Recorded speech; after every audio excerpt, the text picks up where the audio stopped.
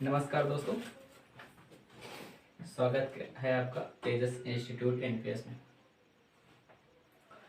दोस्तों, आज इतिहास के तीसरे लेक्चर में मैं पंकज आपका स्वागत करता हूं। और हड़प्पा सभ्यता के दोस्तों हम 2 लेक्चर ऑलरेडी कर चुके हैं, जो कि आप प्लेलिस्ट में जाकर जिन दोस्तों ने नहीं देखा है वो प्लेलिस्ट में जाकर वो वीडियो पहले देख लें। आज हड़प्पा सभ्यता का दोस्तों तीसरा लेक्चर है। आज हड़प्पा सभ्यता में दोस्तों कुछ प्रमुख स्थल है जो कि एग्जाम के पॉइंट ऑफ व्यू से मोस्ट इम्पोर्टेंट है दोस्तों। जैसे हड़प्पा किस नदी के किनारे है या फिर किसने दोस्तों खोज की है, तो हमने कुछ नोट डाउन किया है दोस्तों। और जो हम मुझे ज़रूरी लगा, जो एग्जाम के पॉइंट ऑफ व्यू से बहुत महत्वपूर्ण है दोस्तों। तो आइए देखते हैं। जैसे हड़प्पा है दोस्तों, तो हड़प्पा दोस्तों रावी नदी के तट पर है और दयाराम साहनी ने इसको खोजा था। और ये यहाँ से दोस्तों अन्न भंडार और कब्रिस्तान ये इनके साक्ष्य मिले। इनके खोजकर्ता है दोस्तों दयाराम साहनी। ये दोस्तों रावी नदी, कई बार दोस्तों ये क्वेश्चन पूछा जाता है कि हड़प्पा किस नदी के किनारे है, तो रावी नदी के किनारे है दोस्तों। और जो वर्तमान में अगर देखा जाए तो ये पाकिस्तान क्षेत्र में पड़ता है दोस्तों। तो रावी नदी के किनारे है, तो दयाराम साहनी ने इसको खोजा था और यहाँ से अन्न भंडार, कब्रिस्तान और भी बहुत सारे कुछ साक्ष्य मिले हैं दोस्तों। मोहनजोदड़ो दोस्तों ये भी पाकिस्तान क्षेत्र में पड़ता है दोस्तों। और दोस्तों ये सिंधु नदी के किनारे दोस्तों, मोहनजोदड़ो जो है वो सिंधु नदी के किनारे और राखल दास बनर्जी ने इसकी खोज की थी। और दोस्तों यहाँ से विशाल स्नानागार जो कि बहुत फेमस है, ये इसके साक्ष्य मिले हैं और कांस्य की मूर्तियां मिली हैं दोस्तों। तो ये मोहनजोदड़ो से मिली है दोस्तों। और मोहनजोदड़ो अगर पूछेगा कि किस नदी के किनारे है दोस्तों स्थित था, तो सिंधु नदी के किनारे। इस तरह दोस्तों लोथल को अगर हम देखते हैं तो ये गुजरात में है, भोगवा नदी के तट पर है दोस्तों। भोगवा नदी कई बार एग्जाम में पूछा गया है और इसको रंगनाथ राव ने खोजा था। और यहाँ से अग्निकुंड दोस्तों मिले, हाथी दांत। और ये जो लोथल है दोस्तों ये सिंधु घाटी सभ्यता का बंदरगाह भी था। तो एग्जाम में क्वेश्चन पूछा भी जाता है कभी कभी कि सिंधु घाटी सभ्यता का बंदरगाह कौन सा स्थान था, तो लोथल था। कालीबंगा से दोस्तों देखा जाए तो घग्गर नदी के किनारे है और यहाँ से दोस्तों काले रंग की चूड़ियाँ मिली हैं और अग्निकुंड मिले हैं दोस्तों कालीबंगा से। तो कालीबंगा दोस्तों राजस्थान क्षेत्र में है, घग्गर नदी के किनारे है दोस्तों। और दोस्तों यहाँ से काले रंग की चूड़ियाँ हैं, तो याद करना भी थोड़ा अच्छा है। जैसे कालीबंगा, काले रंग की चूड़ियाँ, अग्निकुंड, तो यहाँ से मिले हैं दोस्तों। तो कभी कभी एग्जाम में कई बार पूछा भी जा चुका है दोस्तों। जैसे राखी गढ़ी दोस्तों घग्गर नदी के किनारे, ये भी इसको सूरज भान ने खोजा था। और ये दोस्तों राखी गढ़ी के लिए एक इम्पॉर्टेंट फैक्ट ये है कि ये भारत में खोजे गए स्थलों में सबसे बड़ा स्थल था दोस्तों। ये सबसे बड़ा नगर था भारत में जो खोजा गया, उसमें सबसे बड़ा ये स्थल राखी गढ़ी था। ये सबसे बड़ा नगर एग्जाम में कई बार पूछा भी जा गया दोस्तों। चंदूदड़ो ये पाकिस्तान क्षेत्र में दोस्तों, ये सिंधु नदी के किनारे है। और दोस्तों इसके मैंने खोजकर्ता को नहीं लिखा, जो कि मुझे जरूरी नहीं लगा दोस्तों, कभी पूछा भी नहीं गया है। यहाँ से मनके बनाने के कारखाने मिले हैं दोस्तों। और दोस्तों खास बात यहाँ पर यह है कि चंदूदड़ो में बिल्ली का पीछा करते हुए कुत्ते के पैरों के निशान भी चंदूदड़ो से मिले हैं दोस्तों, जो कि पाकिस्तान क्षेत्र में बिल्ली का पीछा करते हुए कुत्ते के पैरों के निशान दोस्तों तो चंदूदड़ो से मिले, जो कि पाकिस्तान क्षेत्र में। सुरकोटता दोस्तों ये अपना गुजरात क्षेत्र में है। ये दोस्तों सरस्वती नदी के किनारे है। यहाँ से घोड़े के अस्थियों के साक्ष्य मिले हैं और तराजू के भी साक्ष्य मिले हैं दोस्तों। तो एक बार दोस्तों हम लोग रिवीजन कर लेते हैं। जैसे हड़प्पा है दोस्तों, ये पाकिस्तान क्षेत्र में पड़ता है। और पाकिस्तान क्षेत्र में पड़ता है तो रावी नदी के किनारे स्थित था। दयाराम साहनी ने इसे खोजा था। यहाँ अन्न भंडार, कब्रिस्तान, ऐसे बहुत सारी कुछ साक्ष्य मिले हैं यहाँ पर। मोहनजोदड़ो दोस्तों ये भी पाकिस्तान क्षेत्र में पड़ता है, जैसे नदी सिंधु नदी के किनारे था ये। और राखलदास बनर्जी ने दोस्तों इसे खोजा था। और विशाल स्नानागार जो कि बहुत ज़्यादा फेमस है दोस्तों, कि विशाल स्नानागार कहाँ से प्राप्त हुआ है, तो मोहनजोदड़ो से प्राप्त हुआ है। कांस्य की मूर्तियां भी दोस्तों यही मोहनजोदड़ो से मिली।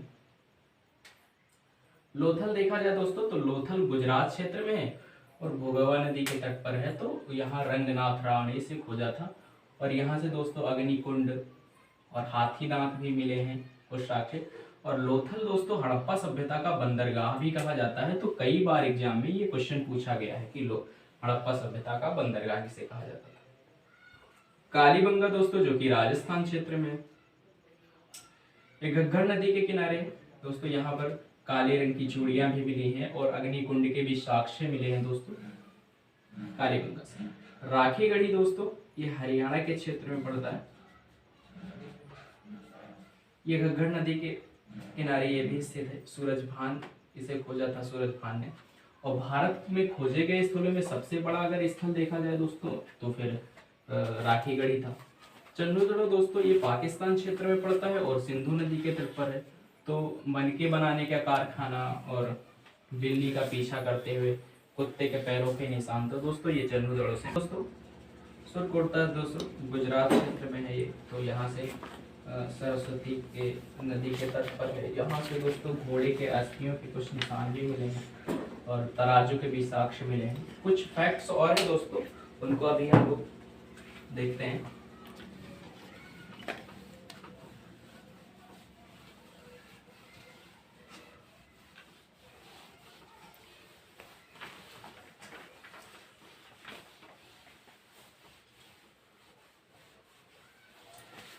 दोस्तों हड़प्पा सभ्यता के सामाजिक और आर्थिक जीवन के बारे में अगर देखा जाए, जो राजनीतिक जीवन के बारे में भी देखा जाए दोस्तों, तो आर्थिक जीवन के राजनीतिक जीवन के बारे में देखा जाए दोस्तों, तो ये यहाँ के लोग थे।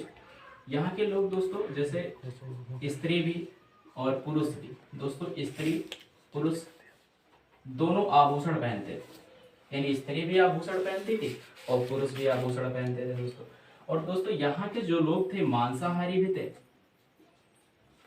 मांसाहारी भी थे दोस्तों और शाकाहारी भी थे, दोनों प्रकार के थे।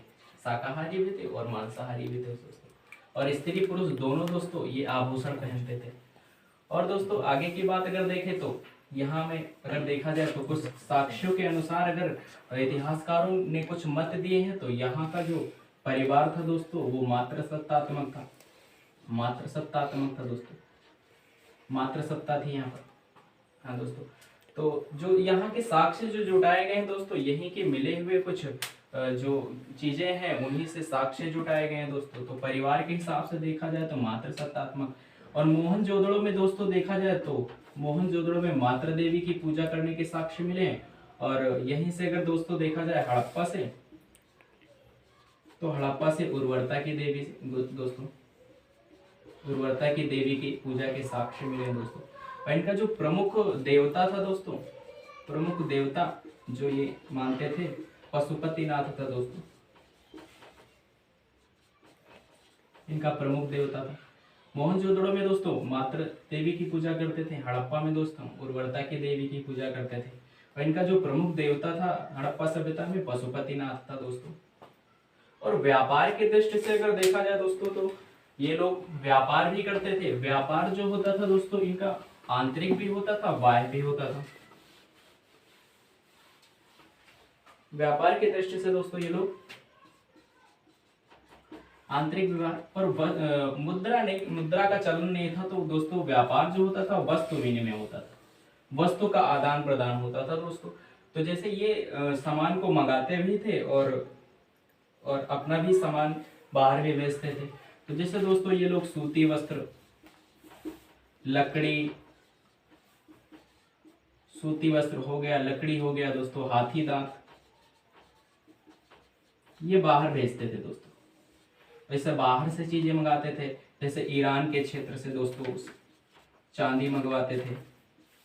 अफगानिस्तान के क्षेत्र से दोस्तों ये लोग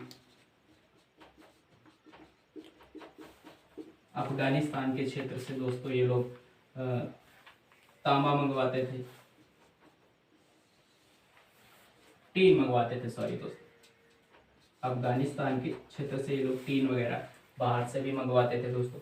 ये सूती वस्त्र ये लोग बाहर भेजते थे, लकड़ी भेजते थे, हाथी दांत ईरान क्षेत्र से जैसे चांदी वगैरह मंगवाते थे, अफगानिस्तान क्षेत्र से टीन वगैरह।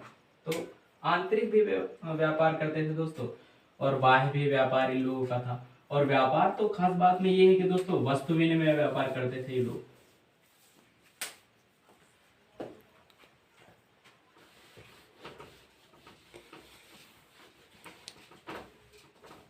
और हड़प्पा सभ्यता दोस्तों शांति प्रिय सभ्यता थी, तो शांति प्रिय सभ्यता थी। और भी बहुत सारे फैक्ट्स दोस्तों हमने आपको बताए हैं। आशा करता हूँ कि ये आपको समझ में आया होगा, और आगे के एग्जाम में, आने वाले एग्जाम में आपको बहुत सारी हेल्प करेंगे दोस्तों। हमारे चैनल को सब्सक्राइब करें, लाइक करें, शेयर करें एवं कमेंट्स करें। Thank you for watching this video.